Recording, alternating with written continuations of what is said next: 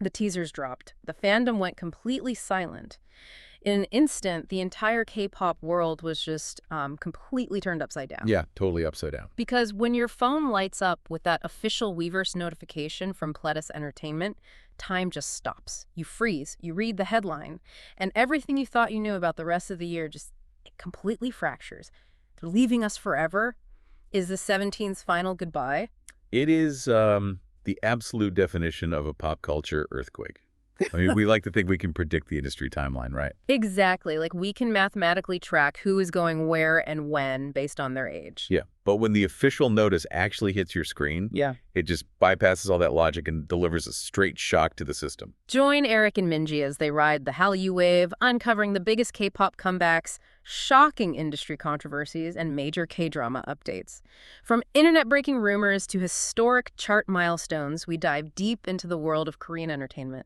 And for today's deep dive into the source material, our mission is to really make sense of the massive and frankly heart-stopping July 27th announcement regarding 17's DK and Vernon. Still processing it, honestly. Right.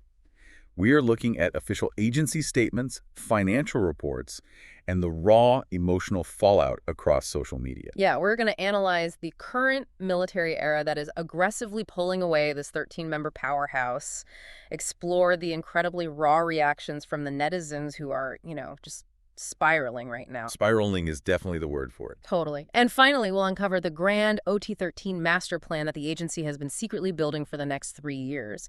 Because if you look closely, the clues haven't just been subtle, they've been right in front of us all along. Right, exactly. So July 27th, 2026. This is the day CARATs were forced to look at some very unwelcome countdowns. It felt like stepping off an emotional cliff. And if you are listening to this right now, you know there is a very specific, unique kind of heartbreak reserved for fans of a K-pop boy group. Oh, 100%. It's a very specific cycle that everyone dreads. Right. Like, you dedicate years of your life to these artists. You pick your bias, you cheer for them, you memorize the chaotic, hyper-specific inside jokes from every single variety show. The endless amount of content. Yeah. Exactly. You survive the sleepless nights streaming their latest comeback to get that all-kill on the charts, and then boom, South Korea's mandatory military service system comes knocking at the door and just takes them away. It's the ultimate reality check for the fandom, really. It just intrudes on the fantasy of the music and the whole parasocial relationship. The Gulf News article we're pulling from today captured that intrusion perfectly. I mean, fans are actively grieving this temporary goodbye. Yeah. Looking at the Reddit threads this morning, the collective mood is just, it's devastated. Yeah, I was reading some of those comments too. It's incredibly heavy. It really is. One fan said, "This made my heart sink." Another wrote, "So not ready," and talked about the horrible anxiety of loving a group when these inevitable notices arrive.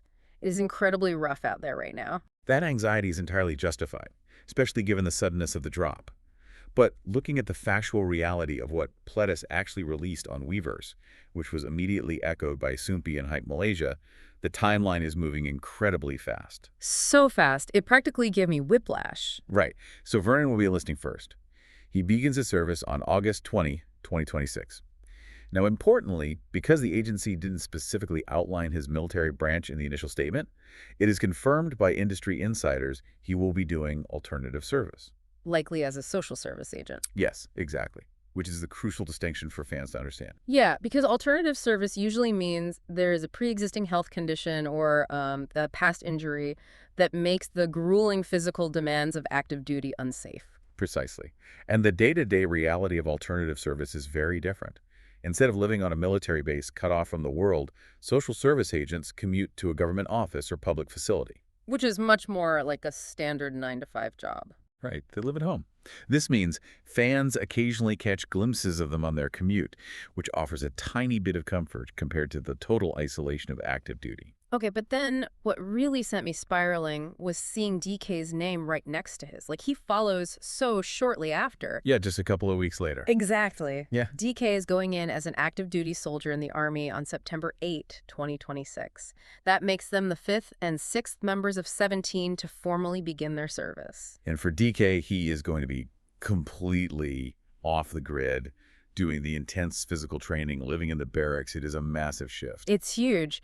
But the agency also made it very clear that both idols are fulfilling their final official schedules right up until the last possible minute. They are not resting at all. No, they really aren't. They're working right up to the wire. That is what blows my mind. I saw DK is flying out for his highly anticipated appearance in Malaysia for a massive Skechers store opening ceremony and a meet and greet at Sunway Pyramid just days before he ships out.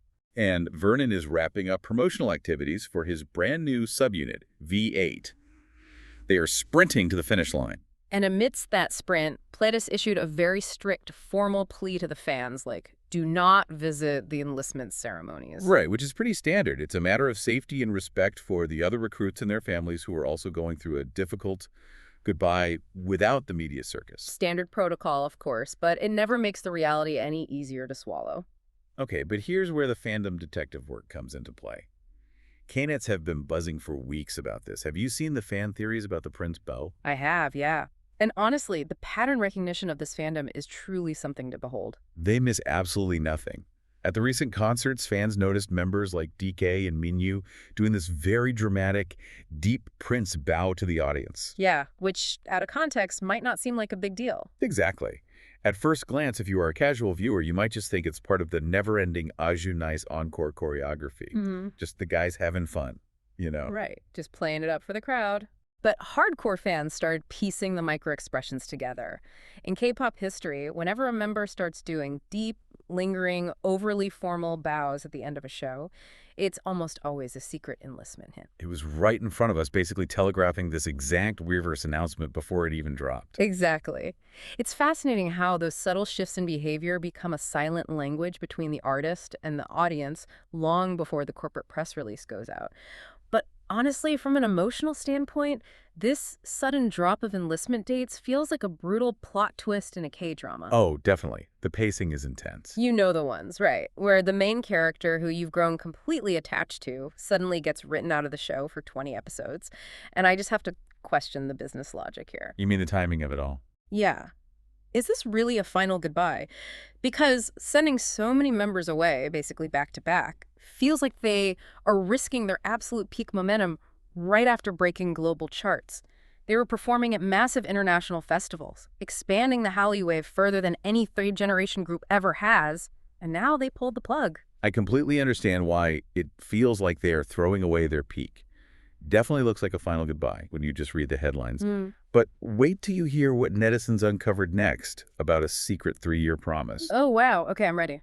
Because when you zoom out, there is a much larger, highly calculated architectural design at play here that actually protects that momentum. Okay, well, before we expose that grand design, if you love staying updated on your favorites and decoding these massive industry moves, make sure you're subscribed to StarScope K Report. We've got even bigger scoops ahead, and you do not want to miss them. So when you look at the anxiety over DK and Vernon's departure, you really have to connect it to the massive strategic safety net that PLEDIS has been quietly building behind the scenes. The safety net, right, because they always have a plan. Exactly. Let's look at the reporting from the Korea Herald and the Straits Times. On July 13th, 2026, something monumental happened in the K-pop industry. All 13 members of 17 renewed their contracts with PLEDIS for a second time. A second time. Yeah. We really need to pause and emphasize how rare that is. In this industry, we talk about the infamous 7-year curse because that is when standard initial contracts expire. Right, which is historically a major breaking point for most groups. It totally is. Agencies lose their leverage, members often want to pursue solo acting or music careers, and groups just naturally fracture. Keeping a 13-member group completely intact past that 7-year mark was a miracle. It really was. But surviving the contract negotiations again, getting 13 different individuals with 13 different career trajectories to sign the dotted line a second time, that alone is legendary. It is practically unprecedented in modern K-pop. And that historic renewal is the very foundation of the OT-13 master plan. The master plan. Okay, break this down for me. Well, to understand it, we have to view the current military chessboard mathematically. The agency isn't just reacting to enlistment notices, they are moving pieces with extreme precision. Jong-un, for instance, actually just concluded his alternative service on June 25, 2026. Right, so he is officially back on the board. Exactly. But then Wonwoo is currently serving as a social service agent until January 2027. Hoshi and Woozi, who enlisted as active duty soldiers, are in until March 2027. And then we have the exemptions, which I think are the absolute secret weapon to this entire strategy. They keep the group visible while the others serve. Absolutely. The exemptions are crucial. Eskus, the leader, is completely exempt from service due to a severe knee injury and ACL tear. And for those who might not know, the South Korean military grading system is incredibly strict. You don't just get out of service for a minor sprain. Not at all. Every male citizen undergoes a rigorous physical examination and is assigned a grade from 1 to 7. Grades 1 through 3 mean you are healthy enough for active duty. Grade 4 usually means alternative service. And Akuf was given a grade 5, right? Yes. In the eyes of the military, a grade 5 means you are physically unfit for military duty of any kind, usually reserved for severe, chronic medical conditions or permanent joint damage that would make basic training dangerous. It's a very serious classification. Right. And beyond SQs, you have Joshua, June, and Theate, who are entirely exempt because they are foreign nationals. Correct. Joshua holds American citizenship, while Jen and Theate hold Chinese citizenship. So that's 4 members entirely unaffected by the military timeline. Which is huge. You can actually see this strategic safety net in action if you look at the emotional whiplash of the 10th CARAT fan meeting at the Incheon Asia main stadium. That was quite the event. It really was. 9 members took the stage. The impending farewell of DK and Vernon was just lingering over the whole weekend, making the atmosphere so heavy. But the members were incredibly intentional with their words. They had a very clear message they wanted to get across. Yes. Minyu stood on that stage and made a direct promise to the fans. He said, "When we return in 2 to 3 years, that's when our second chapter will truly begin." And SQ talked about his priorities shifting from sheer ambition and chart competition to just wanting to perform with his members. It was a very deliberate, corporate, and emotional message to the fandom, essentially saying, we are not disappearing. The brand remains intact. And honestly, the fandom is surviving. We are being fed so well despite the enlistments because of how they stockpiled material. The sheer volume of pre-recorded content is staggering. It's a massive content salt. It really is. We have the legendary Going 17, or GOSC, which is basically the gold standard for idol variety shows, just continuing to air. Wonwoo left us with every Wonwoo seasonal photography content. Hoshi prepared a massive backlog of weekly content called Hoshi Tam Tam. And then, of course, the subunits. Oh my gosh, the subunits. This is where they are really flexing. DK and Seungkwan debuted as DXS. The 8 and Vernon debuted as V8. Even the Machine, the youngest member Dino, launched a solo project under his legendary variety show alter ego, Pichiolin. It's a brilliant utilization of IP. It keeps the group's name trending on social media algorithms and keeps the fans financially and emotionally engaged while the main roster is shifting. It makes me think of a cinematic universe, like the Marvel Avengers. Even when the main Avengers aren't teamed up in one big movie, the studio releases dedicated spin-offs. That's a great comparison. Right. Like you get a solo movie here, a miniseries there, the universe keeps expanding and you never feel like the overall story has stopped. But I do have a major critical question here that has been keeping me up. Right. What is it? With Woozi, the core producer, the absolute backbone of 17's entire discography, currently enlisted in active duty, how does the music actually survive? Are we relying on a giant mythical vault of unreleased tracks he stockpiled, or will other members step up to take over the producing reins? That is the million-dollar question regarding their musical continuity. The answer lies in how K-pop production pipelines actually operate. Okay, so how does it work behind the scenes? Well, in this industry, songs are rarely written the month before they are released. Woozi and his primary co-producer, Bumzu, operate like a hit-making factory.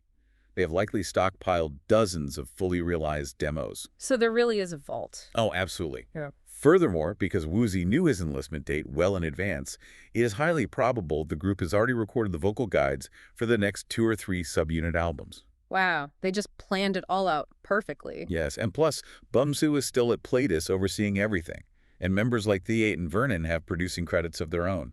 The music won't stop. The origin of it just shifts temporarily. Okay, that makes me feel a lot better, just knowing there's a structure in place. But the timeline of Woozi's absence inevitably connects to the most shocking aspect of this whole strategy. Later in the deep dive, we'll talk about the plot twist regarding the remaining members, and a massive spoiler that a certain tiger let slip that proves the agency is taking a massive gamble. Oh my gosh. Hit that subscribe button right now so you never miss a KT update. Okay, so what is this massive gamble? Well, if we look at the aggressive speed of these remaining enlistments, it brings us to what netizens are calling the SVT blueprint. And this is where the Band-Aid gets ripped off, right? Precisely. The Reddit communities have been absolutely ablaze with a massive spoiler. Hoshi, before he enlisted, made an unofficial statement that the rest of the eligible members, meaning Mingyu, Sungkwan, and Dino, will enlist in the second half of 2026. Wait, are you serious? Let me just wrap my head around this. DK and Vernon go in August and September, and then Mingyu, Sungkwan, and Dino are just right behind them, essentially clearing out the rest of the Korean members before the year ends. Yes, exactly. And this wasn't just a slip of the tongue. It was later semi-officially confirmed during a live stream with the famous producer, Not PD. That is insane. From a business strategy perspective, this is a fascinating high-risk, high-reward move by PLEDIS and their parent company, HYBE. To understand why it's so radical, you have to look at how older K-pop groups handled this. Right, because usually it takes forever for a group to finish their military era. Exactly. Historically, second and third generation groups chose to slow peel the Band-Aid. They would stagger enlistments over 5 to 7 years, so there were always enough members to tour. But that just drags the whole thing out. It does. And what actually happened was it killed their momentum. By the time the whole group reunited 7 years later, the musical landscape had changed, the fandom had aged out, and younger groups had taken their spot. So PLEDIS is just avoiding that entirely. Yes, PLEDIS is completely avoiding that drawn-out military service hiatus.